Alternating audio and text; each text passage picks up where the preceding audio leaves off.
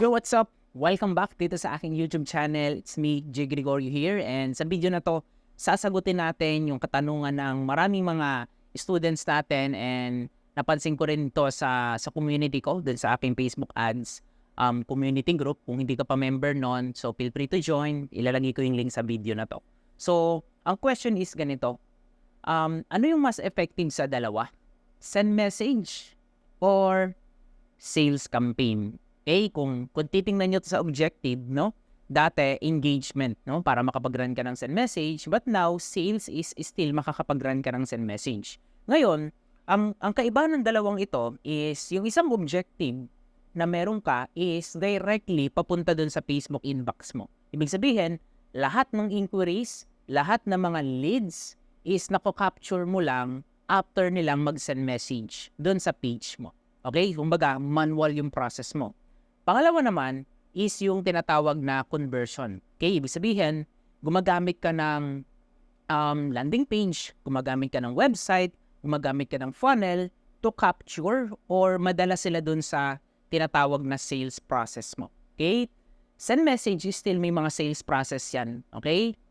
Sales campaign or conversion ads is still may sales process yan. Kumbaga, mas less lang yung manual process kapag naka-conversion ads ka. Kasi hindi mo na kailangan tanungin dun sa mga leads or mga nag-i-inquire o pupunta dun sa website mo kung ano yung, kung qualified ba sila dun sa offer mo. Okay? Kumbaga, pinipre-qualify na nila yung sarili nila.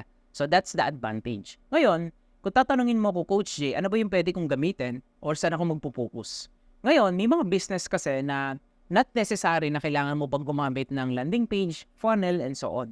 Hindi lahat ng business. Okay? But you can try to implement kung tingin mong kailangan talaga siya ng landing page sa business mo. Okay? For example, napansin ko maraming mga nasa real estate, okay, na ang gusto nila is magkaroon ng landing page. Okay? Gusto nila magkaroon ng funnel para maibenta yung property for lead generation.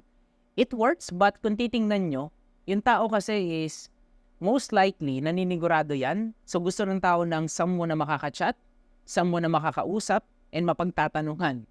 So ngayon, mas effective yung merong one-on-one or kumbaga nagkakaroon ng personalized conversation kapag send message ang ginagamit mo if nasa real estate industry ka or other industry.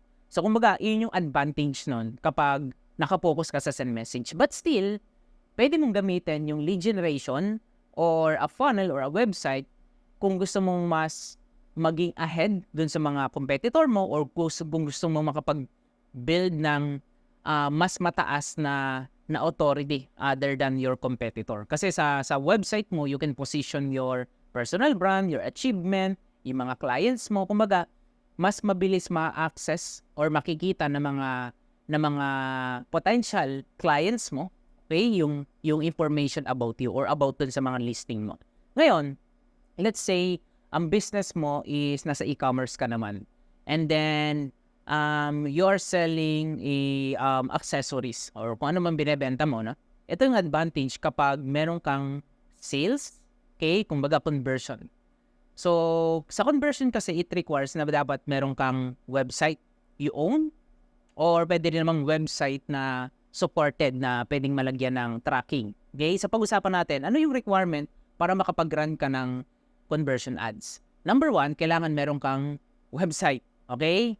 And then, pag may website ka na, make sure na i-install mo or ilagay mo yung pixel dun sa website mo. Kasi ang pixel, okay, pixel ang tutulong sa'yo para i-optimize yung landing page mo, yung ads mo, and then pixel ang hanap ng data or mga customers na bibili, okay, dun sa ino-offer mo sa ads. So, itong pixel na to, siya yung nagko-collect ng mga data, and then, kino-collect niya yung mga data ng mga bumili na, okay, pwede mo yung i-define, pero meron na siyang data nun, at yung mga data na nag-add to cart or yung mga data lang na nagbibisit ng website. Ngayon, pwede mo utusan ang pixel na mag-create ng similar dun sa data na nako-collect mo. Example, existing customers or people na mga nag-visit na dun sa website mo. So, ngayon, ang gagawin ni Pixel, kapag inutusan mo siya, nag-create ka ng custom audience, bibigyan ka niya ngayon ng pwede mong gamitin yung for look-alike audience. Okay? It works siya kapag marami ka ng data. Okay? Kumbaga, sa simula, mag-iipon ka ng data. Kailangan mo magkaroon ng ads, kailangan mo i-optimize yung ads mo, kailangan mo na magkaroon ng conversions. Kumbaga, kapag conversion ads, malaking time ang nasisave sa'yo instead na ikaw pa yung nag-handle ng mga inquiries kung pwede mo namang ibenta yung product mo na hindi naman kailangan pang makachat ka, why not gawin mo? Okay? Why not implement and test? Kasi send message yung pinakamabilis na objective para makapag-run ka ng ads. I believe yan, no? Kasi wala ka nang kailangan pang i-set up dito. Lagay mo lang ng creative, ng copy, and then send message, and then pag nag-inquire, saka ka lang ngayon magsasagot ng inquiry. Ngayon, kung gusto mo talaga mag-level up okay, create a sales campaign, conversion ads, create a funnel, sales process, website, online store, kung ano man yung, depende kung ano yung prepared mong gamitin, as long as mapupunta sila dun sa website, make sure yung website mo is optimized to generate sales. Okay? Kumbaga yun yung kaibahan nun. Okay, so my tip for you is don't rely sa isang strategy. Kung nahihirapan ka dyan sa strategy mo, let's say nahihirapan ka na hindi ka makapag-convert ng sales using conversion ads, why not try send message? Baka mas mag-okay ka doon. Kung nahihirapan ka naman, matagal ka na dyan sa send message ads mo, send message campaign mo, why not try yung conversion ads? Kumbaga both, itry mo siya. Okay, so both ginawa ko na siya. Okay, but for me, 90% ng ad campaign ko, more than 90% is nakapokus on the conversion. Okay?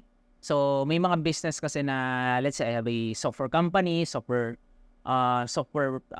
services. So, hindi ko na kailangan yun ng send message. Kumbaga, pwede ko na silang i-lead directly dun sa website.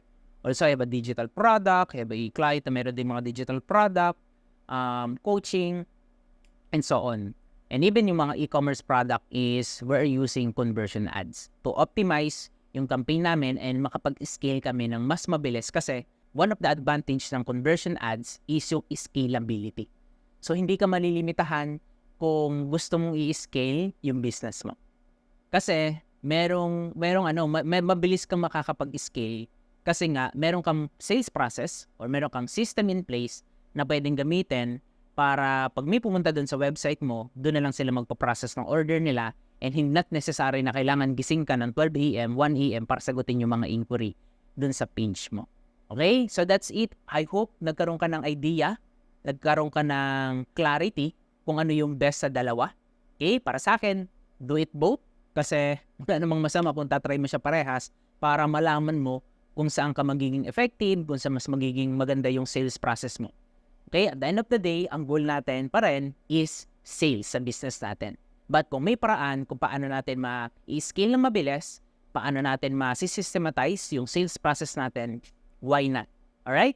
So once again, thank you so much for watching this very short video. Kung marami kang natutunan, let me know dyan sa ibaba ng video na to or kung meron kang question sa akin when it comes on Facebook ads or mga topic na gusto natin pag-usapan sa Facebook ads, yan. Mag-iwan ka ng comment sa ibaba ng video na to. I will try my best na mag-reply sa'yo and ilalike ko yung comment mo. Thank you so much for watching. Keep safe and I will see you on the next one. God bless.